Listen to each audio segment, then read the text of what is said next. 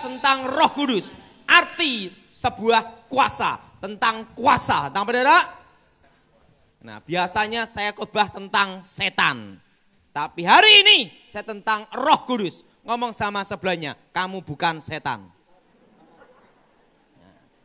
Sebelum saya bertobat, waktu itu kakek nenek guru saya, buyut saya mencari penerus untuk menggantikan dia sebagai seorang dukun. Waktu itu cucu cicit semua dipanggil. Waktu itu ditanya satu-satu, ada yang ingin jadi kapten, ada yang jadi pilot, ada yang ingin jadi tentara, polisi. Nah, pas giliran saya ditanya sama kakek buyut saya, kamu ingin jadi apa dan minta jadi apa?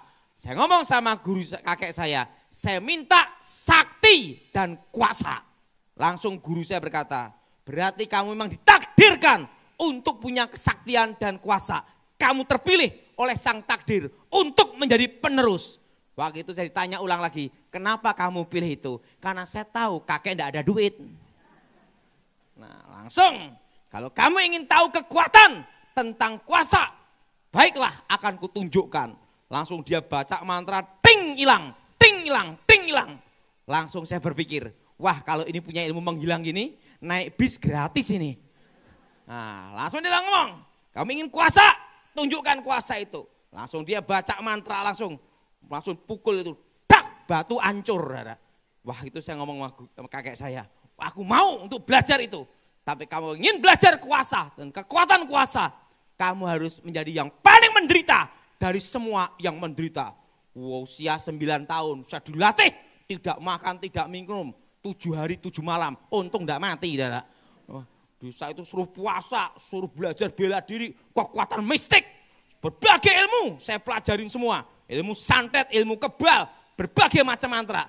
Sehingga sebelum saya bertobat, saya tidak pernah bayar bis dan angkot. Nah, setelah bertobat baru bayar. Nah, setelah saya memiliki semua kekuatan kesaktian itu, suatu hari guru saya ngomong, kamu boleh keluar dari tempat ini, karena aku akan meninggal. Tapi ingat, kalau kamu keluar dari tempat ini, karena kamu punya kuasa, maka kehormatan, kekayaan, nama besar menyertaimu. Kalau kamu punya kuasa, punya segalanya. Sehingga waktu saya keluar dari pertapaan guru saya, pikiran saya satu, cari nama besar dulu. Katanya ada dukun sakti, tak datengin, tak tunjukkan aji panglemunan, ting menghilang, ting menghilang. Dukunnya bingung, menghilang di mana anak ini? Malah dukunnya jadi murid saya. Wah, berbagai pertarungan terus saya alami.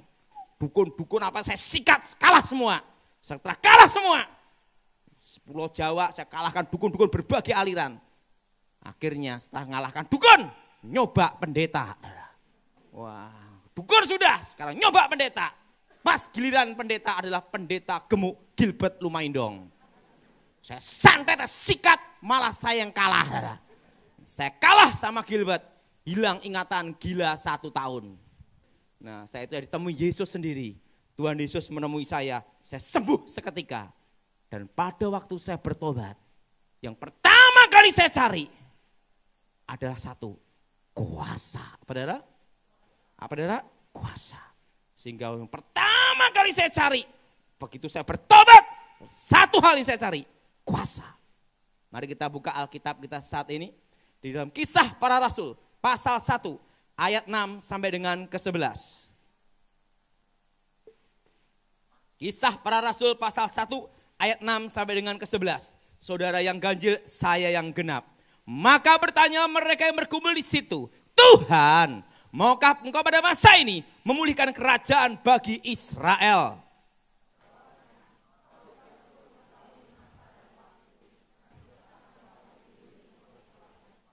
Tetapi kamu akan menerima kuasa kalau Roh Kudus turun ke atas kamu, dan kamu menjadi saksiku di Yerusalem dan seluruh Yudea, Samaria dan sampai ke ujung bumi.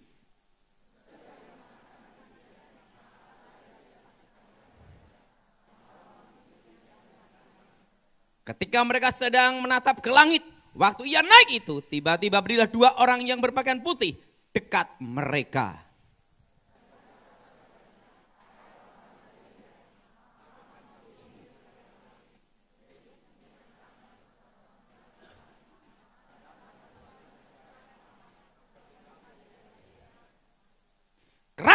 Allah didirikan di muka bumi ini berdasarkan 12 rasul.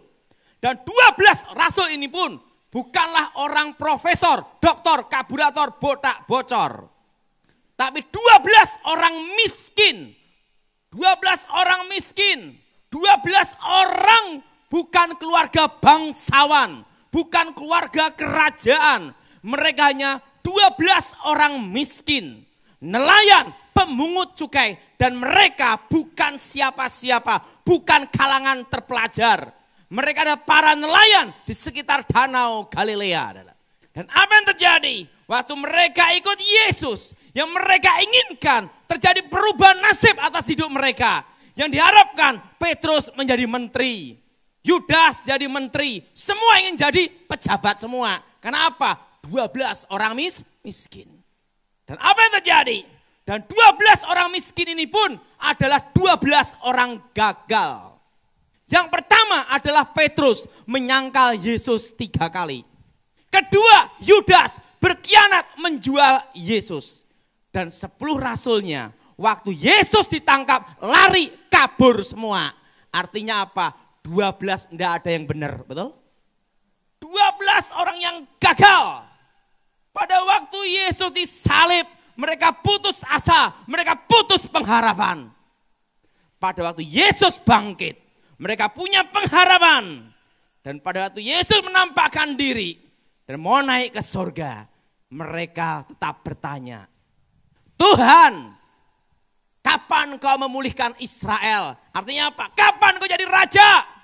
Karena yang diharapkan adalah apa? Mereka menjadi para menteri. Tapi Yesus berkata, engkau tidak perlu tahu masa dan waktunya.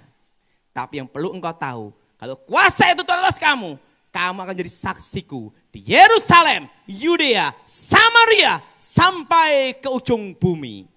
Yudas mati bunuh diri, diganti oleh Matias. Dan apa yang terjadi? Mereka memuji menyembah Tuhan. Waktu mereka memuji Tuhan, Roh Kudus turun ke atas mereka. Petrus yang menyangkal Yesus 3 kali, diubah hidupnya. Sekali khotbah, 3.000 orang bertobat.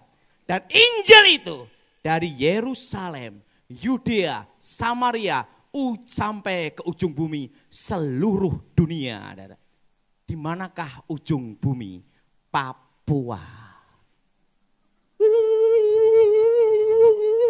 Itu ujung bumi itu Papua itu, saudara. Maka ikan banyak di Papua, ujung bumi. Saudara. Ingat, dan 12 orang gagal ini hidupnya dirubah Tuhan. Dan ingat, menggoncang seluruh dunia. Dan mereka terkenal sepanjang sejarah selama 2000 tahun. Untuk menjadi terkenal 100 tahun itu susah, betul? Ini sampai 2000 tahun. Dan kisah tentang mereka, bagaimana mereka dirubah, sampai sekarang masih terdengar. Artinya apa? Bahwa mereka diubah oleh kuasa itu. Pada waktu saya bertobat percaya Tuhan Yesus, yang pertama kali saya cari adalah kuasa. Kenapa? Karena saya tahu tanpa kuasa hidup saya tidak berubah. Saya di kelas paling goblok. Sewaktu pelajaran sekolah Alkitab, yaitu homiletik, hermeneutik, tentang teknik berkhotbah, guru saya sekolah berkata, Daud, kamu khotbah bagus sekali, alangkah baiknya kalau tidak khotbah. Semua alat musik bisa pegang, tidak bisa main. Nah, waktu mimpin pujian penyembahan, waktu itu guru saya gini, Daud, semua murid kayak saya, yang paling suara hancur itu kamu. Waduh, siapa tahu nyanyi enggak bisa, khotbah enggak bisa, mungkin masih ada peluang satu, ngajar sekolah minggu. Saya ngajar sekolah minggu, bubar. Langsung saya bingung, ini mau jadi apa? Khotbah enggak bisa, nyanyi enggak bisa, semua enggak bisa. Padahal menjelang ada hari Pentakosta, satu yang saya cari, kuasa yang pernah mengalahkan saya dulu, yaitu kuasa Roh Kudus. Waktu itu saya tanya sama kawan-kawan saya sekolah Alkitab, bagaimana supaya dipenuhi oleh Roh Kudus? Langsung mereka cerita, Kudus adalah sumber dari 9 karunia. Kalau Roh Kudus itu memenuhi hidup kamu, maka 9 karunia itu ada di dalam diri kita.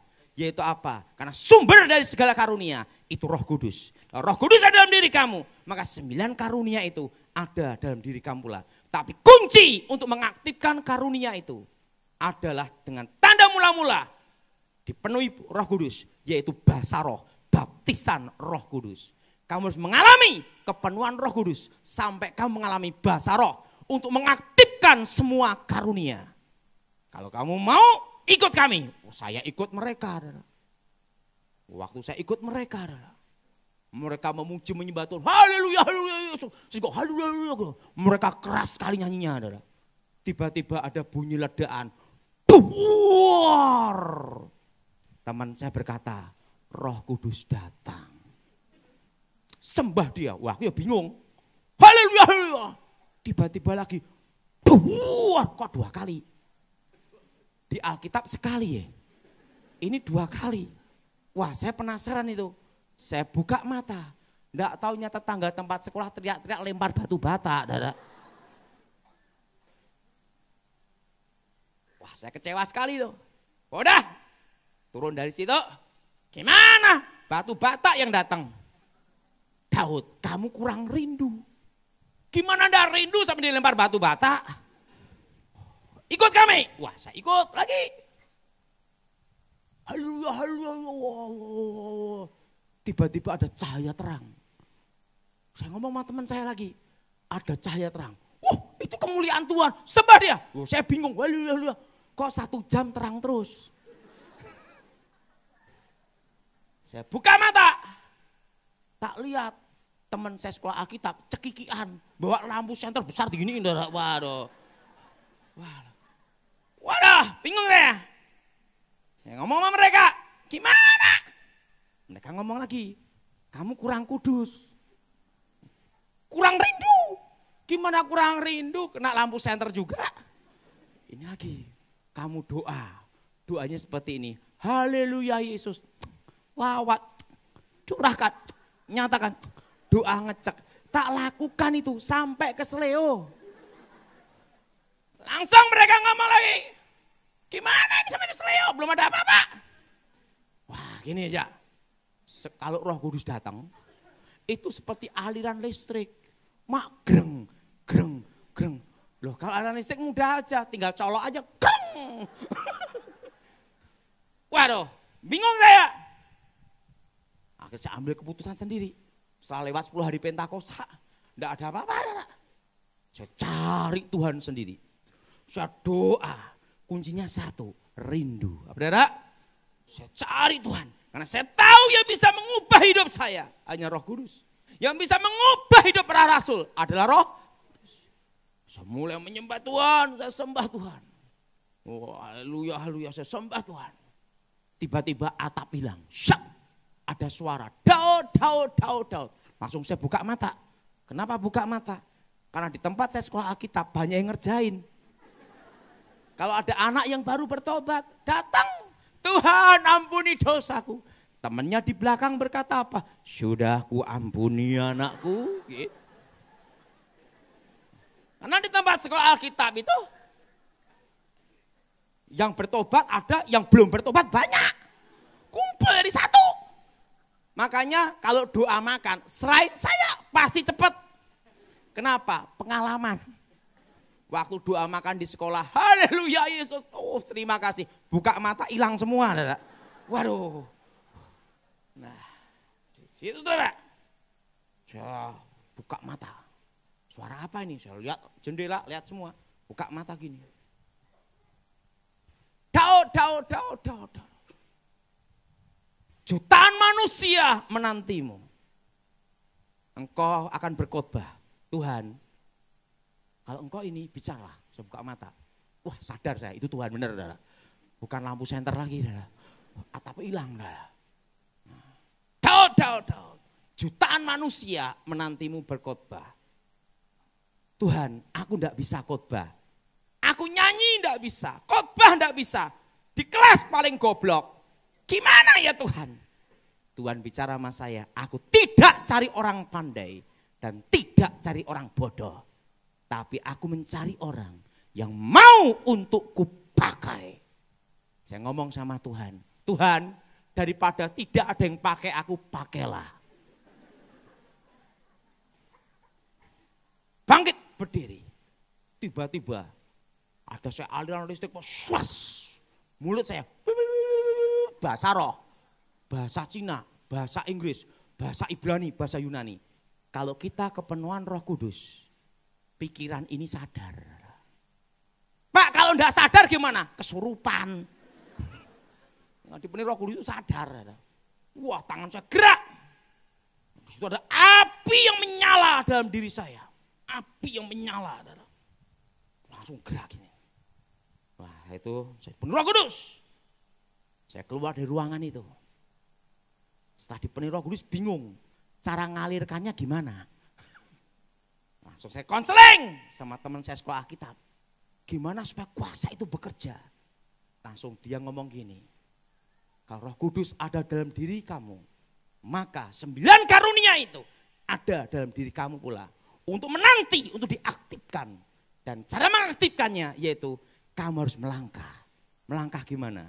Kamu tahu keran air. Kalau keran air ini baru, tidak pernah dipakai bertahun-tahun. Waktu dibuka, mampet, macet. Tapi kalau keran air itu digunakan setiap hari.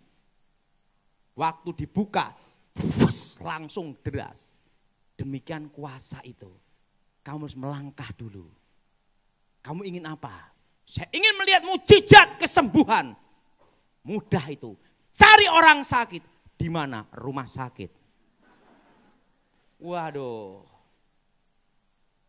Saya cari rumah sakit Panti Kosala, Solo. Saya langsung berpikir. Pertama kali belajar.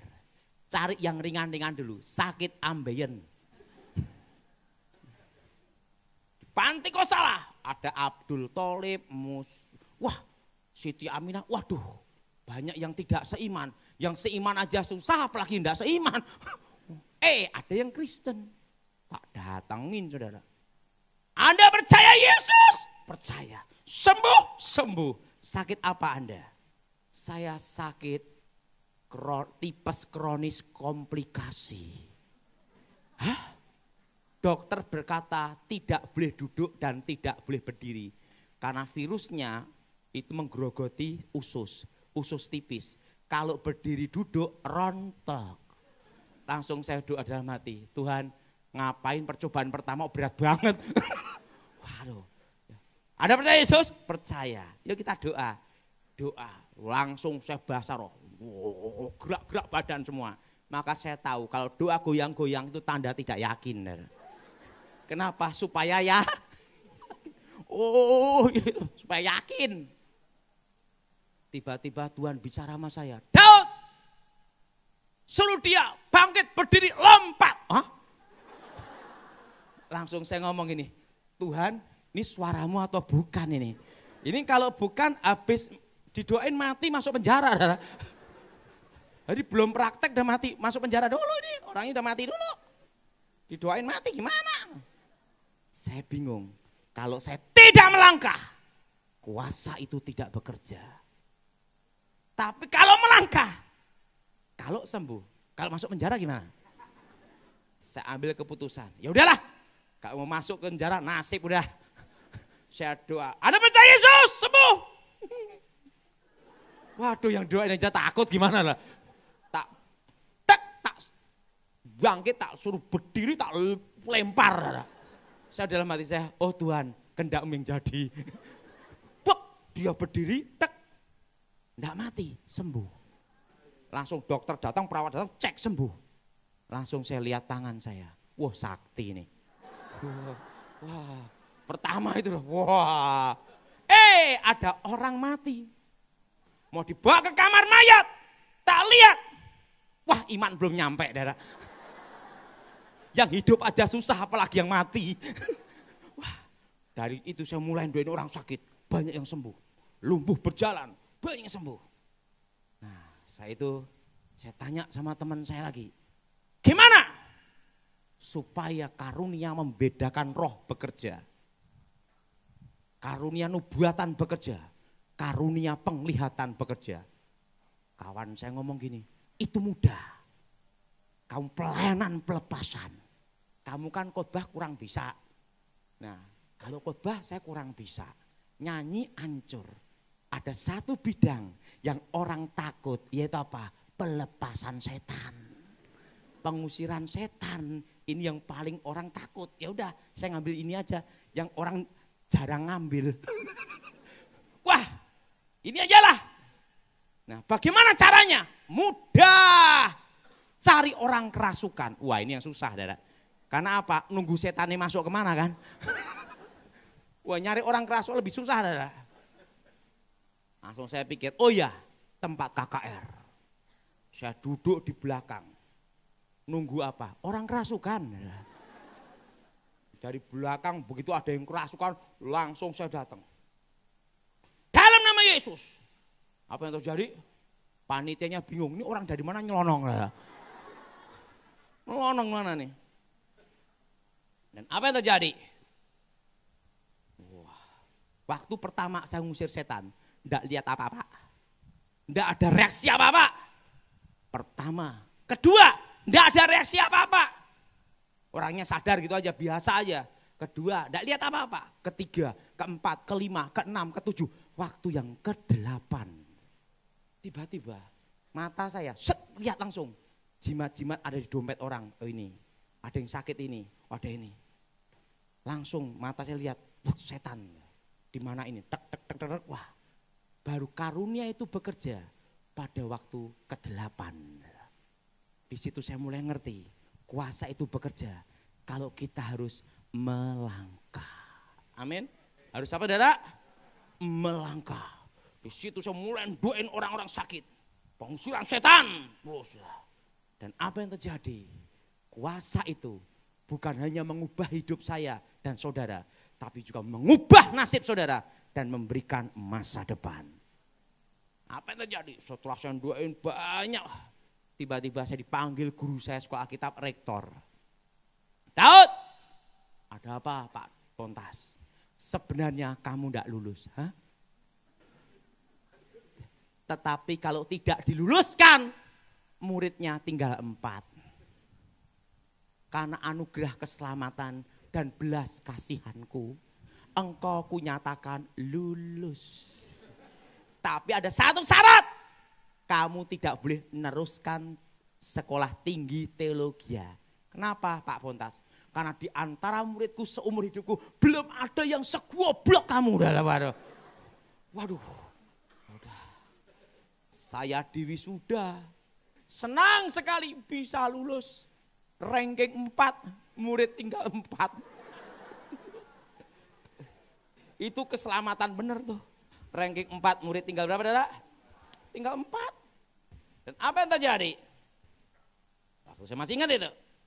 Saya diwisuda. Waktu saya diwisuda, papa saya tidak datang. Mama saya tidak datang. Adik saya tidak datang. Saya pulang naik angkot. Sampai di rumah, papa saya dipecat, adik saya dipecat, kakak saya dipecat, 1 hari dipecat rame-rame. Lulus sekolah kita dapat hadiah itu, saudara. Mereka pada stres semua.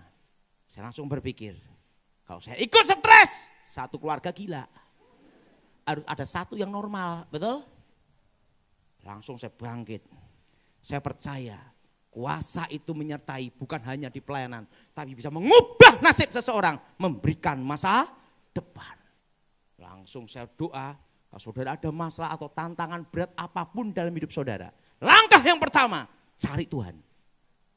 Saya cari Tuhan, saya sembah Tuhan. Haleluya Yesus, haleluya, saya sembah Tuhan. Tiba-tiba Tuhan bicara sama saya, Daud. Ada apa Tuhan? Apa yang di tanganmu lakukan dengan setia. Ada plastik bekas gula di tangan saya. Tuhan, apakah aku mau jadi pemulung? Mantan paranormal dukun sakti bertobat jadi pemulung. Dan Tuhan bicara sama saya. Dengan tanda salib inilah kamu akan menang. Langsung saya ambil plastik itu, saya nemuin mama saya. Mama, saya mau kerja plastik. Nah ini plastiknya. Tuhan tunjukin ke saya. Ini bekas gula no gitu. Nah, ini ada uang 100.000. Kalau kamu berhasil, berarti Tuhan menyertai kamu. Kalau gagal, modal terakhir. Di antara anak mama, kamu yang paling goblok. Gitu. Di sekolah pun juga pupuk bawang. Saya sampai detik ini tidak bisa matematika, tapi uang ngerti. Saya tidak bisa matematika, tapi uang beneran ngerti. Gara-garanya apa? Saya itu sebelum bertobat tidak pernah belajar, tapi ngambil pikiran guru-guru, langsung jawaban di telapak tangan. Setelah bertobat ilmunya hilang. Makanya sekarang porogapit sama pembagian saya tidak bisa. Taunya satu, duit ngerti. Dan apa terjadi? Ini tak kasih uang 100.000. Kalau memang berhasil, Tuhan menyertai kamu. Mah, aku perlu sepeda motor. Ini ada sepeda motor. Tapi ingat, kreditannya ndak bisa bayar kita. Kamu yang nerusin. Loh mah, 100.000 suruh nyicil kendaraan juga gimana? 100.000 tak belikan plastik. Di balong, plastik kilap. Saya beli satu sak, 25 kilo. Langsung saya berlutut. Ingat, sesuatu yang dilandaskan dengan kekuatan doa, itu ada kuasa. Itu gunanya kita kepenuhan Roh Kudus. Saya pegang plastik itu, bekas gula itu, doain. Saya datang ke gereja, saya berdoa. Saya naik motor. Saya masih ingat itu motor itu. Naik motor Alfa. Alfa yang zaman dulu kayak butut itu, saudara. Nah, saya kelilingan plastik, saudara. Tiba-tiba Roh Kudus memberitahu saya, kamu jualan di pasar ini, belok gang sini. Tak ikutin, saudara. Satu-satu gitu. Itu dari omset 25 kilo, untung 3.000, 5.000. Naik jadi 50 kilo, naik jadi 1 kintal, naik jadi setengah ton, naik jadi 1 ton, 2 ton, 3 ton, puluhan ton, sampai jadi pabrik. Dari saya lahir, sampai sekarang saya umur 42, saya tidak pernah utang bank. Saudara boleh cek bank seluruh dunia tentang saya, pasti seputih salju. Saya tidak ada utang bank, seumur hidup saya tidak pernah utang bank ya, tidak pernah. Terus jadi pabrik. Di situ saya mulai doa. Nah, setelah itu saya kendor pelayanan. Saya tidak mau jadi hamba Tuhan, penting dukung pelayanan aja. Karena jadi pendeta itu banyak proyek thank you. Proyek terima kasih. Capek-capek doain dalam nama Yesus. Pulang, angkot, bis, bayar sendiri. Hanya thank you aja. Waduh susah sekali jadi hamba Tuhan. Saya udahlah, saya mau bantu pelayanan aja sama bisnis. Tiba-tiba saya ditelepon. Daud, haleluya. Wah Gilbert ini. Daud, saya dengar kamu bisnis plastik sukses ya kawan. Hahaha gitu. Saya takut satu dikirim sekolah lagi dah. Daud, kamu harus pelayanan. Tuhan memanggil kamu. Iya Pak Gilbert, kamu ke Jakarta ya? Baik Pak Gilbert. Ya, ke Jakarta. Langsung Gilbert ngomong saya, haleluya. Kamu kesaksian ya kawan? Iya. Kamu pelayanan. Waduh Pak Gilbert, bingung saya Pak Gilbert. Pabrik saya gimana Pak Gilbert? Karena pabrik plastik itu 3 shift, 24 jam. Kalau Jumat, Sabtu, Minggu libur, waduh rugi adalah. Kenapa rugi? Listriknya adalah, bisa ada hafalnya adalah, waduh gimana nih, ini 24 jam, 3 shift gini-gini. Saya pikir-pikir gimana ini? Nah langsung gini, kawan, Tuhan manggil kamu, sudah memberkati kamu. Ingat, kalau Tuhan marah, semua habis. Wah iya benar juga. Waduh benar juga. Waduh, saya pikir-pikir, saya lihat pabrik, Pabrik ada rumah waletnya, waletnya udah tinggal panen. Plastiknya gini. Aduh. Saya doa lagi, Tuhan, Engkau yang memanggil aku, Engkau yang memberkati. Tuhan, saat ini aku mau mendengar Engkau, Roh Kudus pimpin saya. Ingat, itu mengubah nasib seseorang. Tuhan bicara sama saya, jual pabriknya dan uangnya belikan tanah semua. Nanti akan kutunjukkan satu tempat tanah yang harus engkau beli. Saya doa, baik Tuhan. Pabrik saya jual, ngelepasin pabrik hati susah juga, saudara. Kenapa? Omset. Pabrik, saudara, saya jual. Uang cash, susah tidur juga. Karena apa? Saya kan tidak pernah urusan dengan bank. Kalau nanti tak titipkan bank, banknya bangkrut gimana? Jadi bingung, megang duit bingung, tidak megang tambah bingung. Waduh, saya doa, Tuhan tunjukkan, aku ingin tahu apa yang harus aku lakukan. Tuhan beritahu saya, belilah tanah di lokasi ini, pinggir kota Solo, pinggir jalan semua. Dan ingat, dengan tanda ini kau akan menang. Saya lihat lokasinya, ya ampun saudara, lokasinya banyak setannya, banyak rampok. Pinggir, ya ampun, yang adanya apa? Kandang ayam sama kandang kerbau, pinggir kota. Saudara. Saya doa lagi, Tuhan, engkau salah berfirman enggak ya? Ini uang satu-satunya saya kerja plastik, berapa tahun ini? Gimana ini? Tapi kalau ini perintah Tuhan harus saya lakukan. Langsung pinggir jalan semua saya beli. Tuhan beritahu saya, jangan di atas 1.500, tapi di bawah 1.500. Pinggir jalan semua kamu beli. Saya beli pinggir-pinggir jalan. 1.500, 1.000 meter tak beli. Tidak banyak, waktu itu saya beli ada 30 sertifikat. Pabrik jual panas semua. Setelah jual tanah itu semua, saya doa lagi, Tuhan, aku udah ngikutin petunjukmu. Itu tempat saudara, ya ampun setannya banyak banget. Setiap malam ada pohon bambu, setan ini, lari itu orang saudara. Ada lagi di pohon sawo, krocok, gendruwo kencing, lari semua. Wah langsung saya, wah ini tanah tak usir setannya dulu. Saya doa pengusiran setan tak usir keluar, dalam setan keluar. Begitu setannya keluar, sekarang mikir rampoknya, saudara. Karena setiap malam itu ada kerampokan, begal banyak di situ, saudara. Orang tidak berani beli tanah situ, saudara. Ya udah saya beli. Saya beli 300.000, 200.000, 100.000 tak beli semua, saudara. Uang dari pabrik saya jual itu, saudara. Dan apa yang terjadi?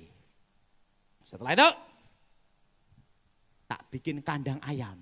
Jadi nanti kalau ada yang ngerampok, petok ayam, saudara. Wah, kandang ayam, udah sudah bikin dah. Dah, berapa tahun kemudian, saya duduk tidak, wadah, datang traktor, datang bulldozer, datang alat-alat berat, datang semua di daerah tanah situ, tidak taunya apa, tanah yang Tuhan tunjukkan ke saya itu pintu tol. Jadi jaraknya itu dari pintu tol itu 500 meter, 200 meter, 300 meter, sekitar pintu tol semua. Itu tanah dari harga 200.000 jadi 3 juta.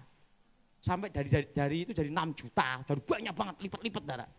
Waduh saya nyesal juga, kenapa enggak beli sebanyak-banyaknya ya. Saya hanya beli 30 tempat aja, wah langsung saudara. Nah setelah itu saya lihat, saya bikin Alfamart, franchise Alfamart. Saya bikin bisnis ini, plok jadi semua. Jadi kalau kita dipenuhi Roh Kudus, ingat itu kunci mengaktifkan karunia. Bukan hanya menyertai engkau dalam pelayanan, tapi juga memberi engkau masa depan. Mengubah nasibmu. Segala sesuatu yang mustahil terjadi. Dan kuasa itu pula, Roh Kudus pula, yang membimbing kita untuk menyelamatkan kita dari segala kecelakaan. Suatu kali istri saya melahirkan. Waktu itu dia minta sama saya, Papi kita ke Jogja. Karena istri saya kan keluarga di Jogja semua. Setelah lahir, anak saya pertama perempuan, baru lahir itu dah. Tuhan bicara sama saya, Daud, ada apa Tuhan? keluar dari kota ini. Hah? Waduh, alasannya apa Tuhan? Keluar. Kapan aku harus keluar Tuhan? Hari ini juga. Ini jelasin istri ini paling susah adalah. Kalau enggak ada alasan, pasti gini-gini adalah. Gini-gini adalah. Kita ngomong A, dia ngomong Z udah adalah. Enggak ada alasan lagi. Anak barulah lahir. Langsung. Ngomong sama istri saya. Kami, ada apa? Kita pindah malam ini juga. Huh? Ada apa? Oke pindah. Pindah kemana? Pulang ke Solo. Lah barang-barang ini gimana? Saya semua. Tak lihat, banyak banget ya. Waduh, banyak banget, siapa yang ngangkat ini? Langsung saya telepon kawan saya dari Solo, Pak Andri. Pak Andri, malam ini juga saya harus pindah. Saya minta sopir sama mobil. Oke. Ya dibantu. Itu saya ngomel-ngomel.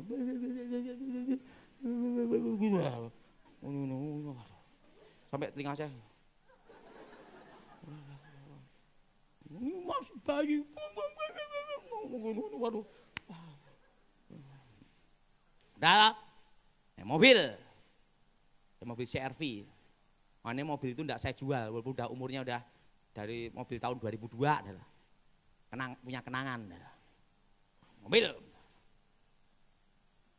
Di situ piring, panci, erok-erok, semua di mobil. Jadi kalau naik mobil, kelundang. Wah, istrinya tambah. Di mobil tambah gini dia. Karena apa? Tenang. Kebelegong. Karena apa? Dia gini karena apa? Piring-piringnya itu loh.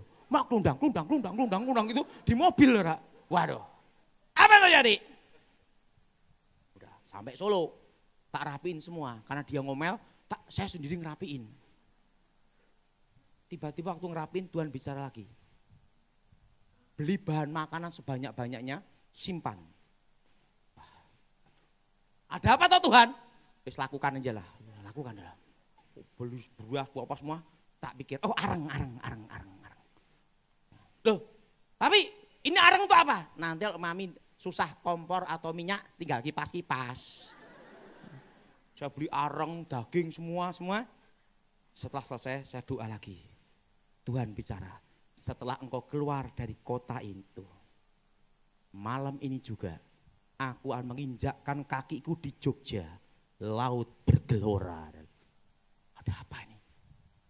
Kaget saya. Malam itu juga, gempa bumi. Tempat yang ditinggali istri saya, sama saya, dekat situ, hancur. Nah, keluarga istri saya dari Jogja lari ke Solo. Wah, lari ke Solo. Karena apa? Cari bahan makanan enggak ada. Rebutan semua. Keluarga istri saya datang, sampai rumah, kok ada beras, ada Indomie, ada areng lagi. Banyak ini nih. Loh kok bisa siap banget gitu gimana? Saya disuruh Tuhan untuk nyiapin semuanya. Ngomong gini, kalau Tuhan ngomong harusnya ngomong ke kita.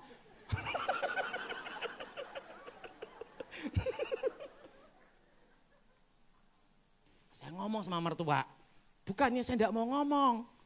Tuhan tuh bicara sama saya, keluar dari kota ini, tapi tidak dijelaskan mau gempa.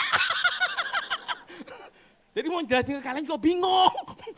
Makanya saya keluar dulu. Langsung, gitu ya. Di situ saya lihat, kalau kita bersama Tuhan ada Roh Kudus, kita diluputkan dari yang jahat, luput dari kecelakaan, luput dari musibah. Jadi ingat, kuasa itu bisa mengubah nasib seseorang. Kuasa itu menyertai dalam pelayanan, membuat segala sesuatu yang mustahil menjadi tiada mustahil. Dan kuasa itu pula yang bisa memberikan masa depan hidup kita yang pasti. Amin. Amin. Bukan moga-moga. Maka saudara harus dipenuhi oleh Roh Kudus.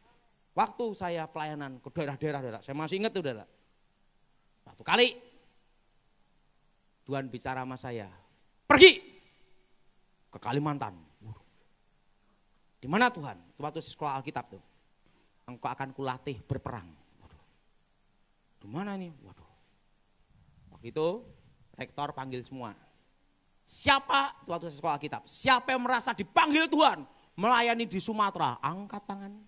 Lampung, angkat tangan. Jakarta, angkat tangan. Madura, angkat tangan. Kita berharap dapat sponsor, betul?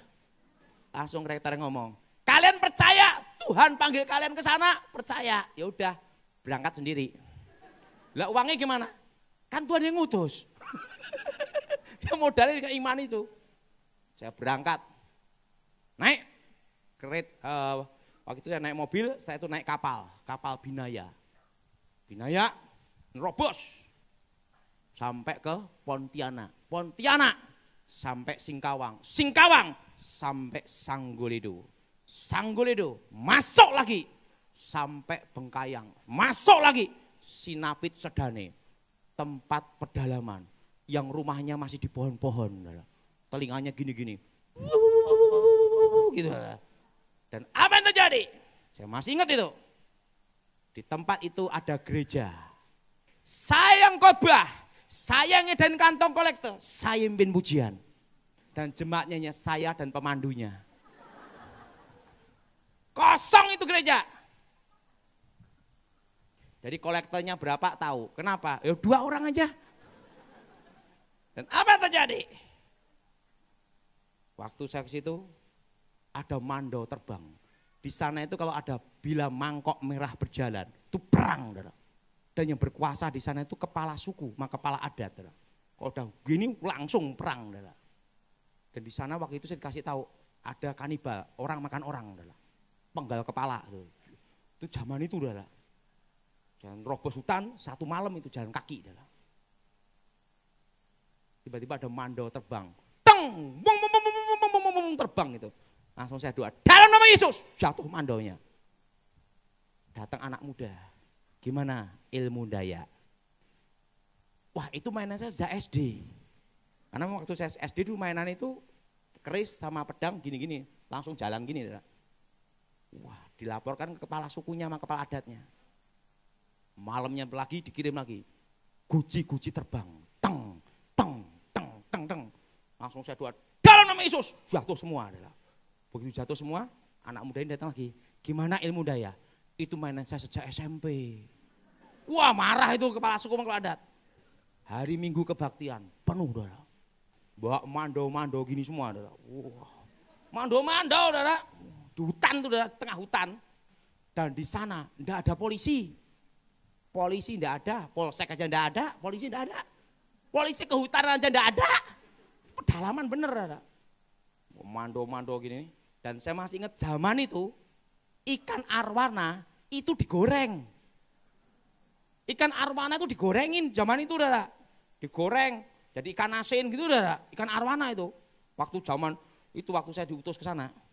Ini pakai mando-mando gini, kepala adat, kepala sukunya nemuin saya. Dia tatap saya tatap dia, tatap-tatapan gini. Nah, adu ilmu kan seperti itu. Kalau tunduk, itu artinya kalah. Jadi makanya kalau kita bicara sama orang, jangan nunduk. Tatap, tapi jangan gini juga. Biasa aja. Makanya saya ini selalu mata itu gini. Nah, tatap-tatapan. Dia tatap saya tatap dia, tatap-tatapan. Saya doa dalam nama Yesus. Langsung kepala suku, kepala adat ambruk. Ambruk di depan saya di gereja. Langsung itu orang-orang Dayak di pedalaman gini. Kita ikut pendeta sakti. Apa yang terjadi? Hari itu juga gereja itu langsung penuh. Saya ke pedalaman-pedalaman, banyak bertobat, kampung-kampung demi kampung. Dan apa yang terjadi? Di situ saya lihat, kalau kuasa itu bekerja, siapapun tidak bisa melawan. Roh Kudus. Amin. Nah, ingat saudara, ada kuasa. Jadi mulai hari ini, pertama, engkau harus mengalami kepenuhan Roh Kudus. Dibaptis Roh Kudus. Dengan tanda-tanda mula-mula bahasa roh. Dan kalau sudah engkau mengalami baptisan Roh Kudus, harus diaktifkan setiap hari. Kenapa diaktifkan? Ingat, supaya kuasa itu tambah hari, tambah besar dalam hidup saudara. Berkobar dalam hidup kita. Amin. Amin. Jadi ingat, penting dalam hidup kita ini ada kuasa. Sebelum saya akhiri, ada kisah nyata. Waktu saya bertobat awal-awal, saya diminta KKR ada di Surabaya. Di Tunjungan Plaza, saya masih ingat. Di lantai bawah digunakan nuansa supranatural dukun-dukun praktek. Di lantai atas kami gunakan KKR pelepasan. Di lantai bawah, lantai atas. Dan waktu itu temanya ngeri, Mama Panitia, mantan dukun santet. Boleh coba, gitu dah. Dikasih itu dah. Sama panitianya, kacau itu dah. Boleh coba, gitu dah. Nah, orang-orang yang di lantai bawah, dukun-dukun sama pasiennya, dikira di lantai atas itu demonstrasi ilmu santet. Dari bawah, nyasar semua, masuk lantai atas. Dah. Itu kejadian tuh dah. Dan apa yang terjadi? Itu di TP, Tunjungan Plaza, tahun 99, tidak bisa saya lupa itu. Awal-awal saya pelayanan, awal saya bertobat tuh. Dan apa yang terjadi? Ini tempat KKR, depan itu jual beli jimat. Di tempat KKR itu ada yang bawa keris, bawa tombak, gini dah. Lah dukunnya nyasar semua masuk situ dah. Nah, pembicaranya ada 3. Saya pembicara yang paling muda.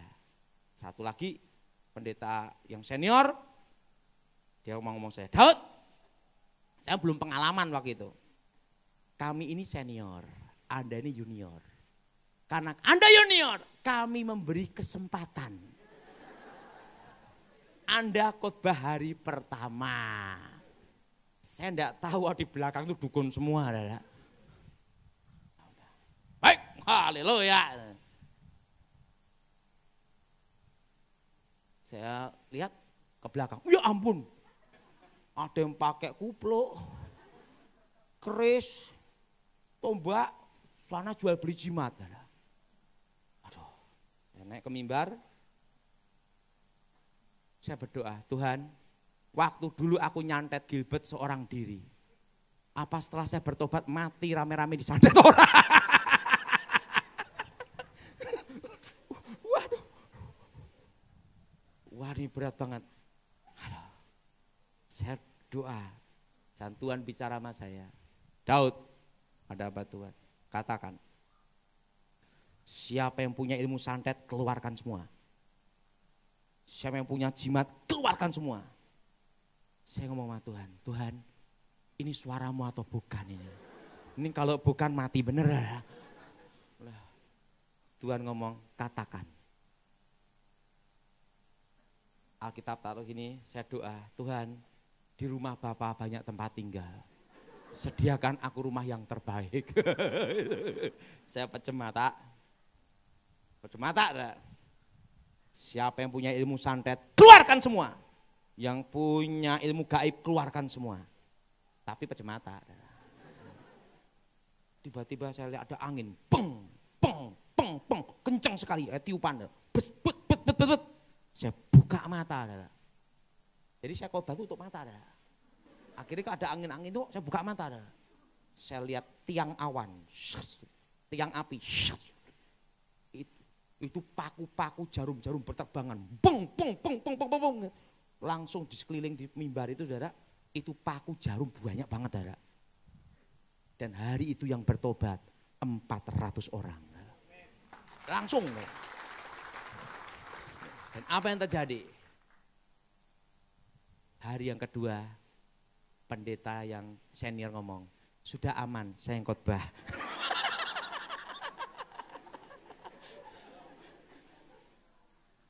Saya kasih tahu. Jadi ingat, dipenuhi Roh Kudus itu penting. Amin. Sekali lagi boleh Bu? Ya. Saya pernah waktu perang Dayak Madura Sampit. Ini kejadian ini. Perang Dayak Madura. Itu kepala Madura dipenggali, peng, peng, peng. Hatinya dimakan, jantungnya. Itu disampit itu, mando terbang. Waktu itu saya sama kawan saya di Banjarmasin waktu itu. Sekarang dia jadi Dirreskrim, Dirreserse khusus Polda Jawa Barat. Namanya Klimen Dwi Karyanto. Itu polisi, kawan saya, waktu itu dia masih pangkatnya mayor. Klimen, kamu dampingi saya ya. Kemana? Ke Sampit. Nggak keliru Pak Daud. Sana baru bunuh-bunuhan. Saya di Banjarmasin. Sana baru bunuh-bunuhan Pak Daud. Udah tenang aja men. Kalau mati ingat ke surga. Iya, tapi saya punya istri anak Pak. Pak Daud kan belum, saya masih bujang waktu itu, saya belum menikah. Kalau Pak Daud mati tidak ada istri anak, tidak ada beban. Saya ada istri anak Pak Daud. Si Klimen mayor waktu itu. Sekarang dia jadi kolonel, kombes, ada di Polda Jabar. Klimen Dwi Karyanto, di reserse dia. Setelah itu ditinggal ya. Pak Daud mau ke Sampit sendiri ya, saya kesini aja. Bunuh-bunuhan tuh orang sana. Nah, khotbah dulu ke Pangkalan Bun dulu. Nah, dari Sampit, Pangkalan Bun. Nah, Pansus Dayak, yang mau nyerang orang Madura di Pangkalan Bun. Dipimpin nih, itu kan ada Panglima Burung, Panglima Angin, Panglima Angsa adalah. Wah, perang tuh dah sana, bunuh-bunuhan di Sampit. Nah, waktu ada di Pangkalan Bun, KKR, doa pelepasan. Nah, waktu KKR adalah ditulis mantan dukun santet gitu adalah. Yang ngejar orang Madura ini ikut KKR adalah. Ikut KKR, Mbah Mado-Mado itu di KKR. Habis bunuhin orang-orang Madura adalah. Nah, ketua panitia, dikira ketua panitianya itu saya. Baru ngomong-ngomong gini, di mimbar disantet sama orang Dayak. Yang kepalanya Pansus Dayak itu, saudara. Santet, shut, jatuh, saudara. Jatuh langsung ketua panitia. Wah, ini belum khotbah, udah ketua panitia jadi korban bencana alam. Saudara. Langsung ambruk. Langsung Tuhan bicara sama saya. Daud, katakan, yang punya ilmu santet, yang ngirim ketua panitia, suruh ngirim ke kamu. Wah, kayak gini, Tuhan ini baru perang ini, perang Dayak Madura. Tapi kamu katakan, perang ilmu, bukan fisik, bukan badan. Jadi silahkan kirim ilmu kalian, tapi bukan perang fisik, bukan adu jotos atau adu pedang, tapi perang ilmu, perang roh. Wah, saya pas bunuh-bunuhan di depan, gimana ini KKR? Ya, khotbah, saya ngomong, itu ketua panitia namanya Daud Tony saya. Sekarang yang ngirim ilmu hitam, ilmu santet ke ketua panitia, kirim ke saya semua. Gitu. Dalam hati saya, aku punya pengalaman di Surabaya, yang ini moga-moga terjadi lagi. Hari yang kedua, bang, wah itu udah kirim dah, kayak angin dah. 1 jam saya khotbah, dikirimi ilmu hitam semua sama mereka adalah, yang orang-orang Dayak ini adalah. Setelah 1 jam, gantian saya dia ngirim saya terus. Saya kan 1 jam selesai khotbah saya ngomong, yang ngirim saya datang ke sini semua. Wah datang Dora, buat mando-mando di ini Dora. Langsung saya ngomong haleluya, brek ambruk semua Dora. Bertobat semua Dora. Ingat satu hal, kuasa, Dora. Apa Saudara? Jadi ingat, kita harus mencari kuasa Tuhan. Dipenuhi oleh Roh Kudus, dituntut oleh Roh Kudus. Bukan hanya mengubah hidup saudara, tapi juga memberikan masa depan. Yang sesuatu yang mustahil terjadi. Mari kita bangkit berdiri saat ini.